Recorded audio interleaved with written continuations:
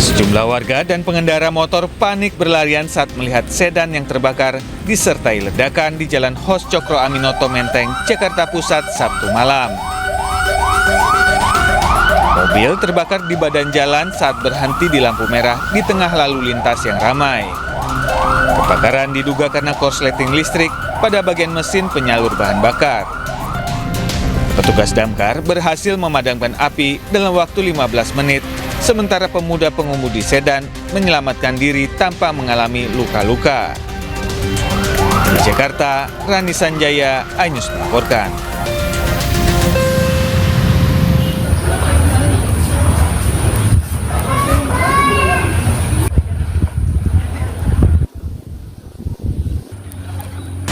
Ribuan rumah di sejumlah perumahan di Desa Kelayan, Kecamatan Gunung Jati, Kabupaten Cirebon, Jawa Barat masih terendam banjir.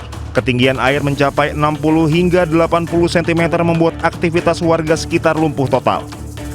Akibat banjir ini, sebagian besar warga mengungsi ke tempat saudaranya, sebagian lagi memilih mengungsi di area masjid di wilayah perumahan. Saat ini pengungsi membutuhkan bantuan makanan dan obat-obatan. 2026 ini udah berapa kali banjir Pak di sini? Ya udah banyak Pak, ini udah 3 kalinya. Ada berapa rumah Pak di sini Pak? Ya lebih dari ratusan ya. Hingga kini kondisi banjir terparah terjadi di Desa Kelayan Gunung Jati. Warga khawatir banjir akan semakin tinggi mengingat potensi hujan masih cukup tinggi. Dari Cirebon, Jawa Barat, Toy Iskandar, iNews melaporkan.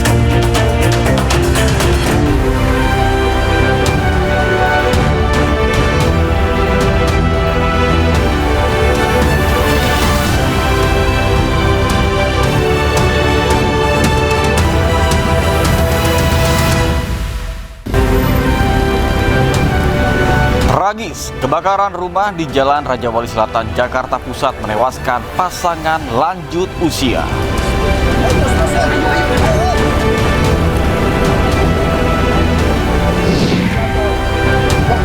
Dalam pidato saat pengukuhan pengurus MUI periode 2025-2030, Presiden Prabowo tegaskan pantang mundur hadapi garong dan koruptor.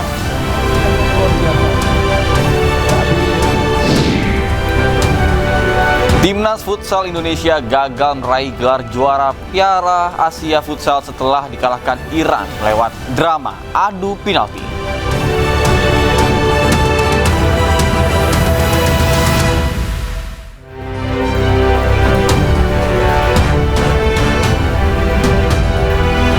Halo, selamat pagi pemirsa. iNews Pagi kembali hadir melengkapi informasi Anda pagi hari ini. Dan selain 3 berita utama tadi, sejumlah informasi menarik lainnya juga telah kami siapkan untuk Anda. Bersama saya, Nata Arman. Dan saya, Syafaati Suryo. Inilah iNews Pagi selengkapnya.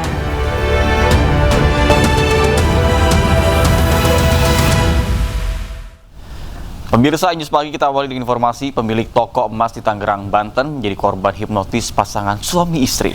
Ya, pelaku membayar dengan tumpukan kardus dan membawa kabur perhiasan emas seberat 200 gram.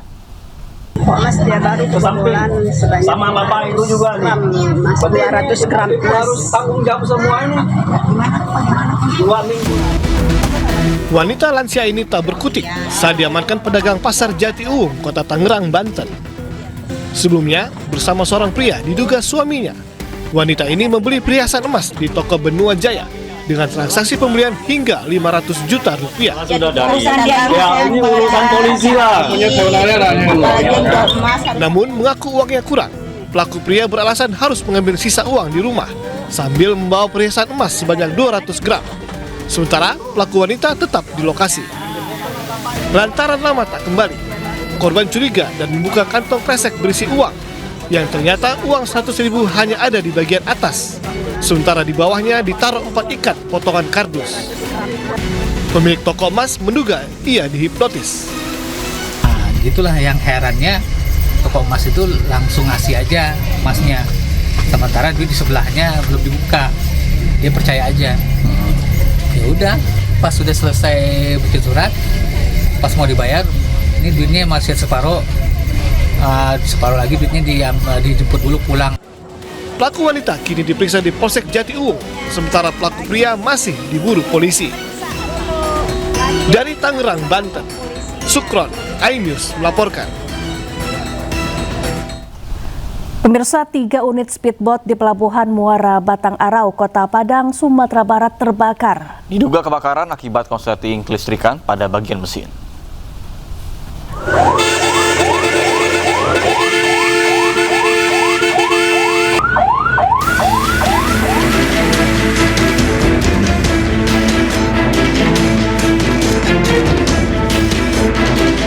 Tiga unit speedboat yang sedang bersandar di Pelabuhan Muara Batang Arau, Kecamatan Padang Barat, Kota Padang, Sumatera Barat terbakar. Banyaknya material yang mudah terbakar membuat api sulit dipadamkan.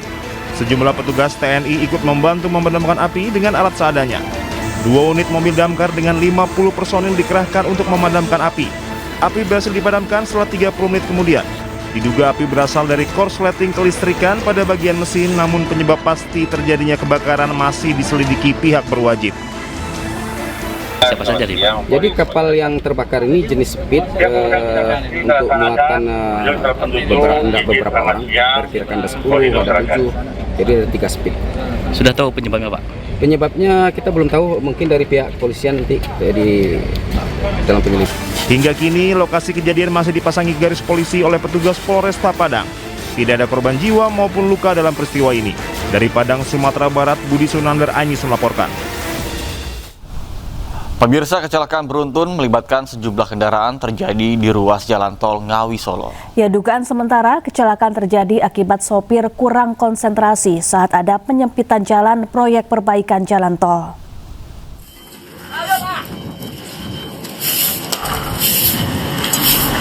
Minibus ini rusak parah usai terhimpit truk dan bus di lajur tol Ngawi Solo.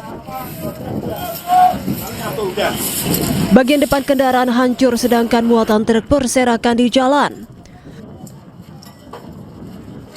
Kecelakaan beruntun terjadi di kilometer 576 tol Ngawi Solo, tepatnya di Desa Ngale, Paron Ngawi.